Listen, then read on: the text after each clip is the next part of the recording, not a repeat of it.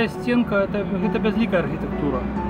Я как дипломированный архитектор лічу, что Беларусь должна украшать белорусские сюжеты.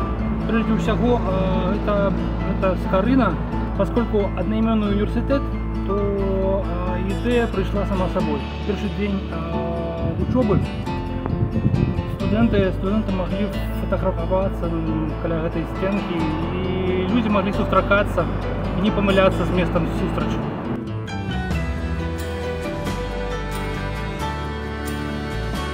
Мне очень нравится.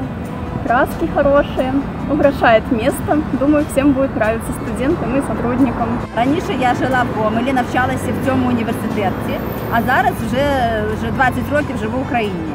І бачу, як там розвивається мовлення українське. Мене було дуже кривдно за Білорусь, що тут мова помирала. А зараз я бачу, що вже трошечки здвиг в інший бок.